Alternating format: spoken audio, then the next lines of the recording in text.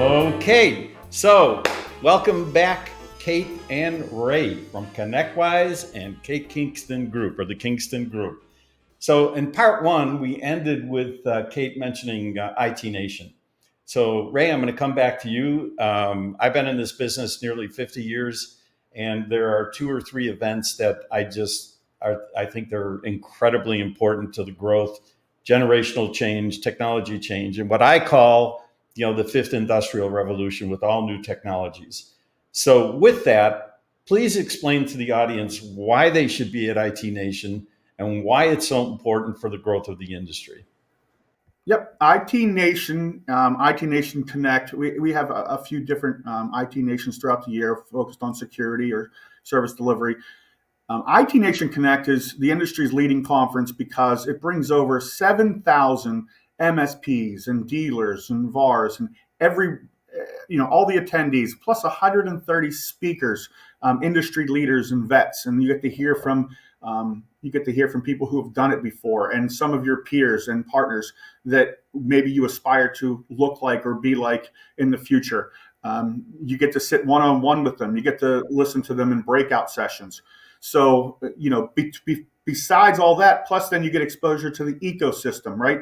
So everybody descends on Orlando, and all the vendors are there, and you're walking through the conference hall, and then you get a chance to just look at all the different pieces of the ecosystem and partnerships that are out there and integrations that we have, such as like Kate and Chris Ryan and others that can help you. And so it's really a gathering of the minds, and that's that community feel. So I always tell partners, when you're sick of hearing from me or any of our team, go to the IT Nation Connect and talk to your friends or talk to peers, talk to people who are doing it, talk to other vendors. I encourage you to walk the halls and go see what's out there and do your due diligence. So it's just thousands of people all together for part of the week here in November.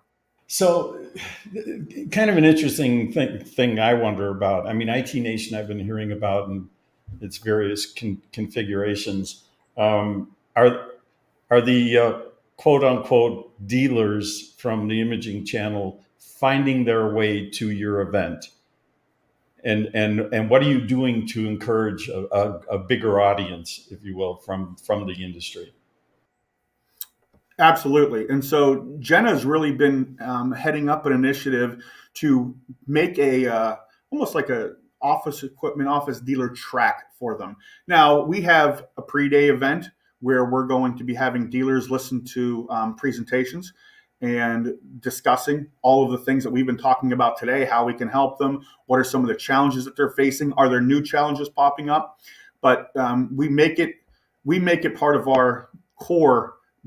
Jenna and I know Kate will be attending to cater to these dealers and understand them, because it's really our time. No time throughout the entire year are we going to have 100 dealers in a room to sit there and talk one-on-one and have this type of conversation. Sit at a bar and talk to them about what's really on their mind, what's working, what's not, what are some of the hurdles that they're facing. And so that is the time. That is the time of the year. So you have to get there, because if you're not, you're missing out. It's hard to do it virtually, although you can attend because maybe something came up, life event. We do have a virtual option, but it's hard to replace that in person, sitting down at a dinner talking about these things. Well, I'm going to throw in a commercial for the Executive Connection Summit. You got 300 of them in a room, so that's why we're appreciative of your sponsorship, and obviously anything we could do to help get that word out to all the people in the room for 3 days. IT Nation and ECS, I think, go hand in hand with new beginnings, if you will. So coming back to Kate. So Kate, this is your first time to speak at IT Nation, I take it? Yeah, and more importantly, to learn from IT Nation. And Ray and I are doing a presentation on the challenges, but when you were just talking, Ray, what's going to be exciting to me is not what we think are the challenges, but actually what the dealers tell us are the challenges, because I think there is a place where that meets.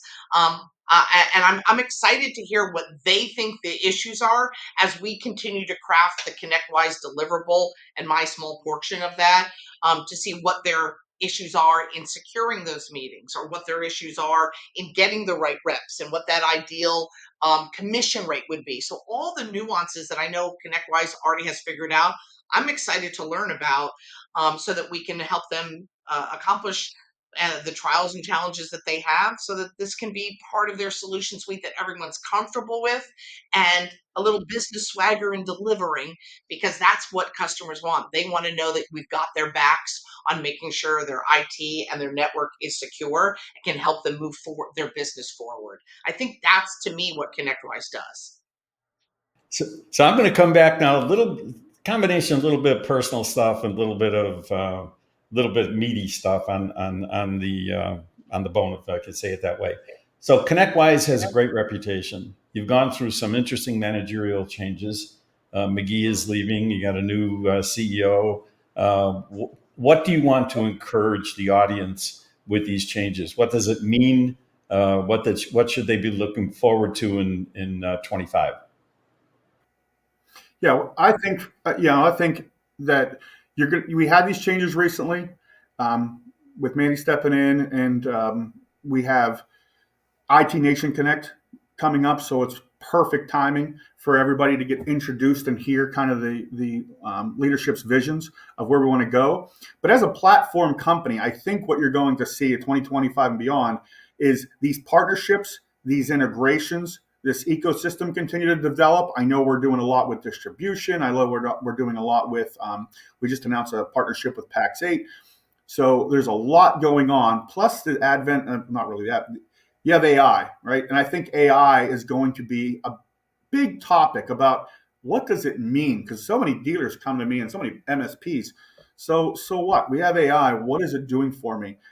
And that's really where we get into the operational efficiency of it all. So Kate mentioned it and touched on it earlier about the kind of the 80-20 rule. Would love to do 100% of your work week if we could, but you can't just install us and go golf or go sail. There are things that we need your remote hands for, to go touch the computers and plug in switches and crawl under desks. So AI, though, will help you automate a lot of those things, and a lot of maybe tasks that you were having to do before very manually, or write scripts for them. AI is handling that. So I think it's understanding in 2025 and beyond how we're going to harness this thing and make it work for us, so that we can always do more with less. We could double our client IT base without having to add a bunch of headcount on the back end, so that we can leverage things like ConnectWise and ConnectWise RPAs and Sidekick to do these tasks that were everyday tasks, that were big time sucks for us, that took up all of our time. How can I start to programmatically use AI to not do my day job, but fulfill a lot of it, so I can go focus on the revenue generating things, the strategic conversations, and get in front of my clients?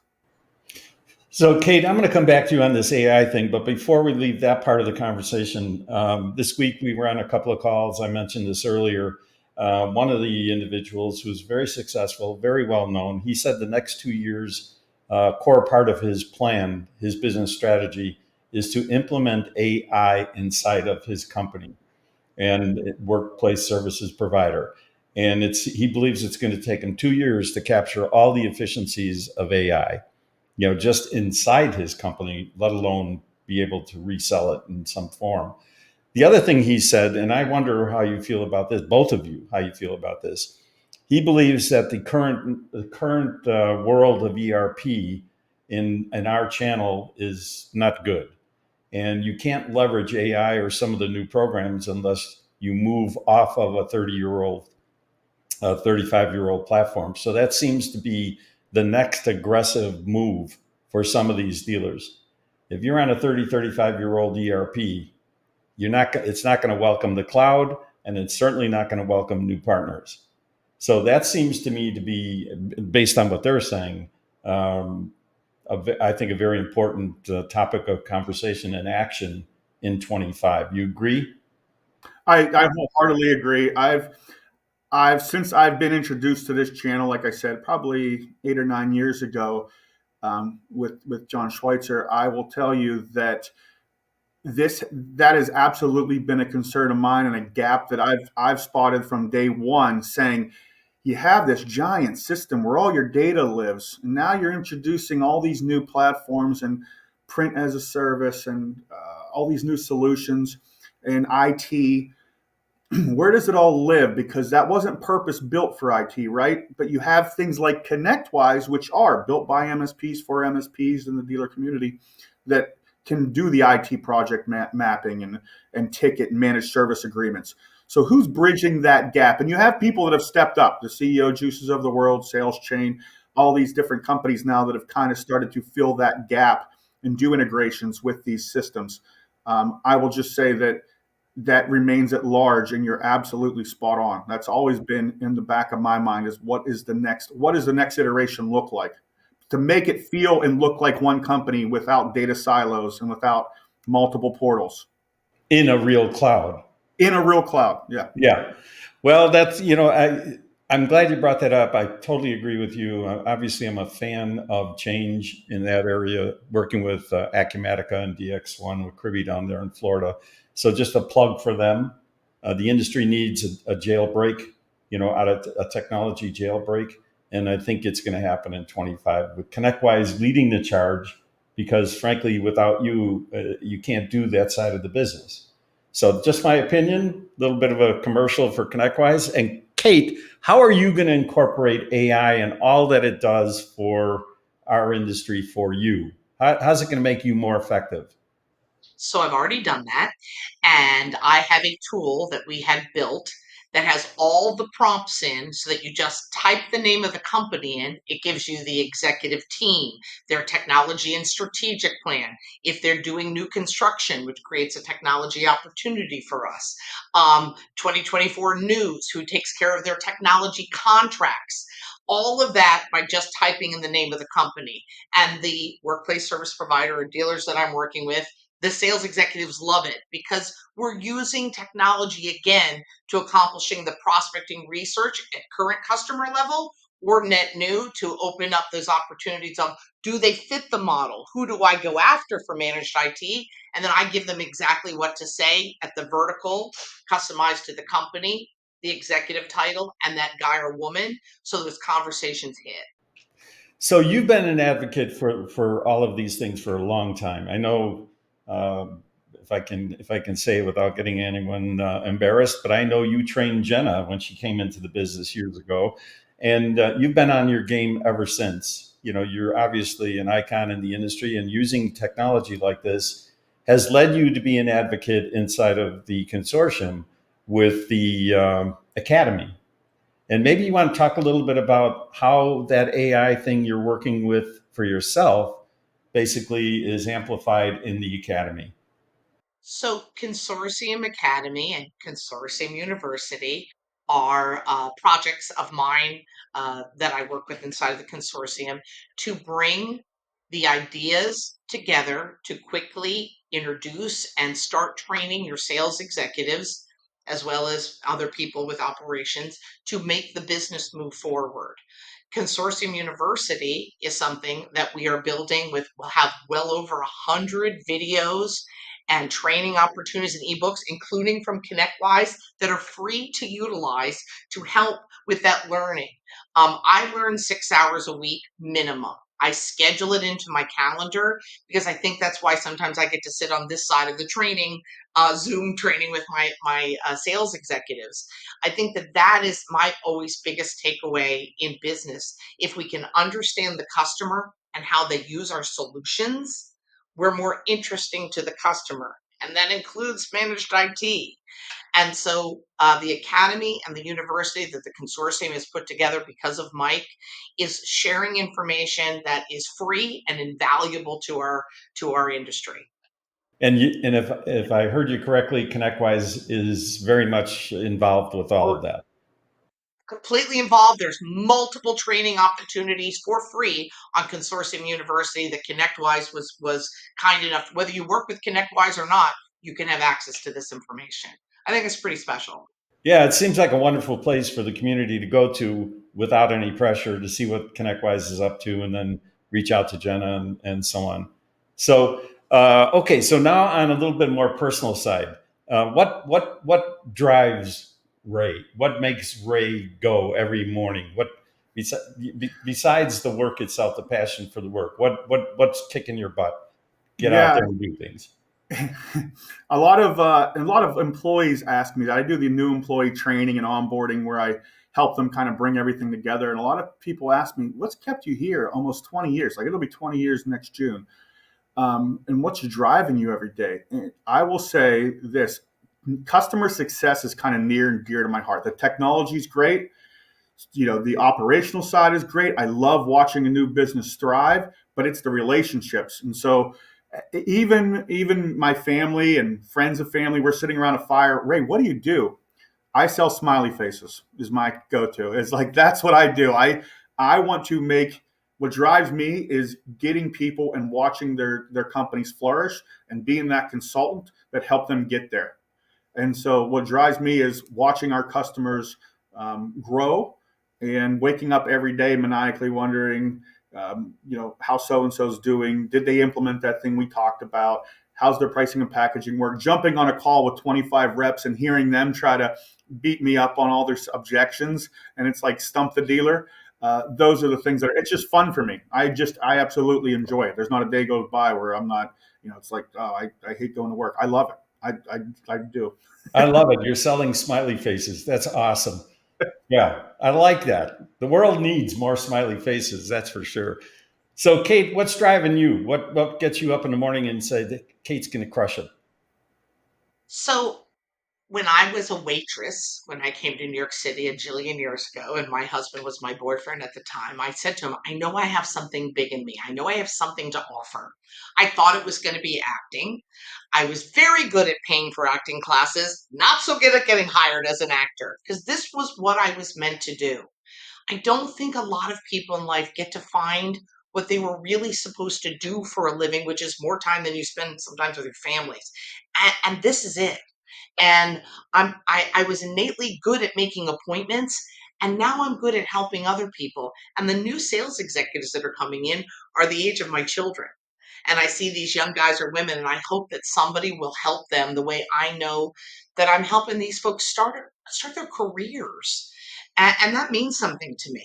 I could go sell something else and make a lot of money, I'm sure, but I really find a passion for this teaching piece. My parents were both college professors, so maybe that's part of why I like the teaching piece of it.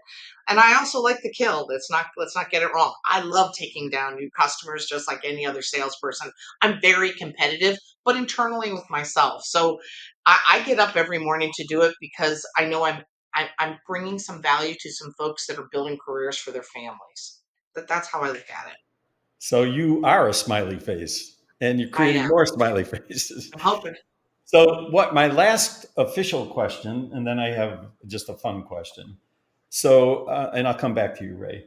So, if there's a message that you want to send to this industry, getting prepared for 25, based on your experience to date, what's that one thing you would tell our community? You got to be prepared and act on this. Yep. So I would say we talked a little bit about AI. I think you have to embrace it. You have to use it as a workforce multiplier.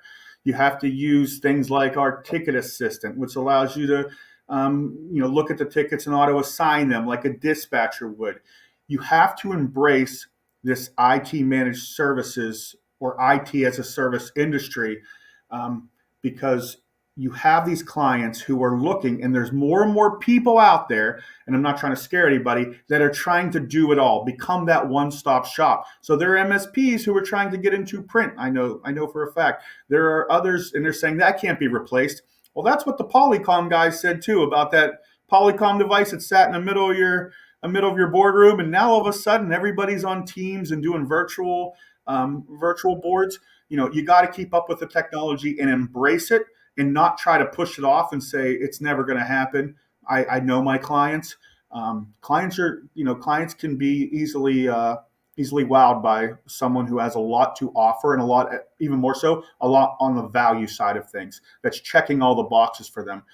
Dentists, doctors, lawyers, they don't wake up one morning and say, I need a new RMM provider. They don't say that. They had some catalyst that happened, bad experience with their help desk.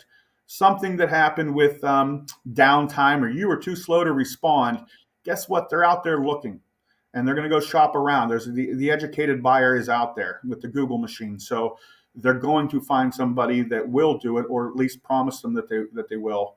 And so I would say embrace it. Let's make sure we embrace AI and use it as a workforce multiplier to check in on our clients.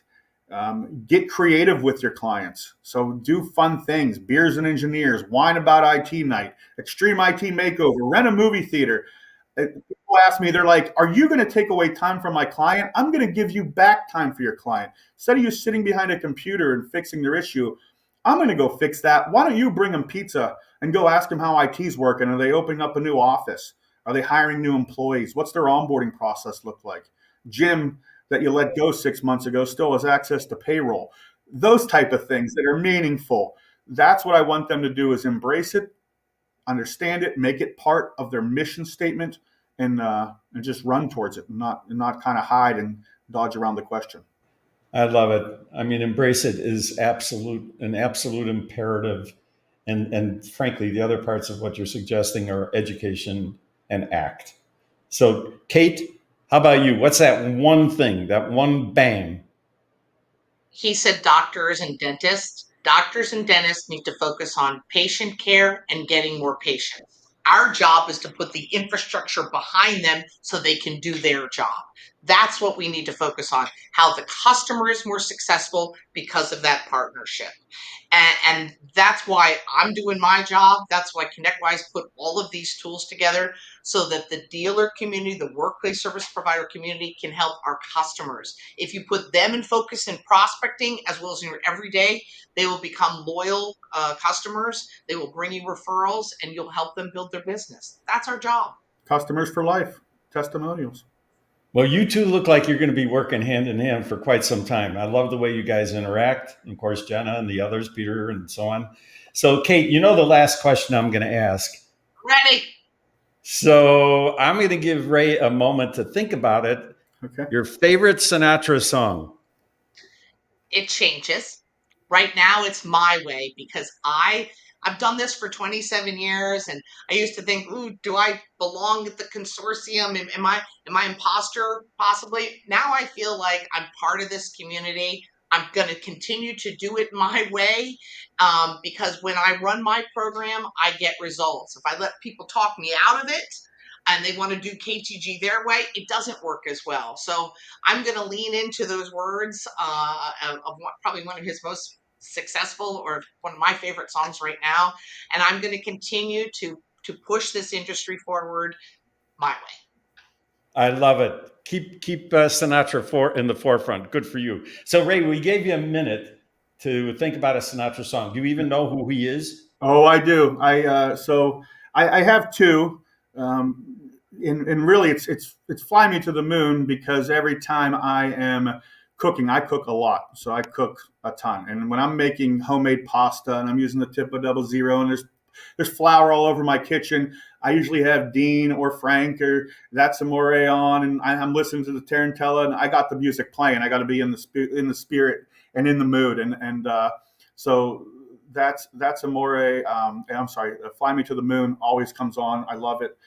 New York, New York holds a special place in my heart because I visited New York City. I was doing a show in the Bronx, and I was speaking at Yankee Stadium on cybersecurity, and we got a tour and everything. And we're at the game. It was my first Yankee game experience, and Yankees were down 2-1 all the way into the bottom of the ninth inning. People were leaving. It's 2 outs.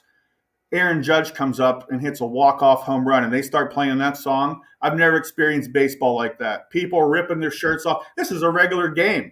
For me, coming from Pittsburgh, Pirates haven't won in 27 years. I'm like, this is baseball. This is romantic. This is unbelievable. And so that New York song holds a special place in my Yeah, heart. you haven't lived until you heard New York, New York, New York at the Yankee Stadium. You haven't lived. That's right. So, Kate, did I cut you off there for a minute? I just said I'm a New Yorker, so Okay, all right. So I'd like to thank all my audience, the audience that has an opportunity to listen in to you guys. ConnectWise, Ray, you're awesome, and Kate, you're always awesome. I thank you for your time. And to the audience, please look into what Kate does and what Ray does and Jenna and the whole team at ConnectWise. Watch for these new partnerships like Kate and ConnectWise and Chris Ryan and the other folks that you're working with. Fabulous people, great opportunity in 25. We must expand, not only embrace, but expand and grow inside this IT businesses environment. So with that, I'm going to say thank you very, very, very much. Have a great weekend, and we'll talk to you next week. Thanks, guys.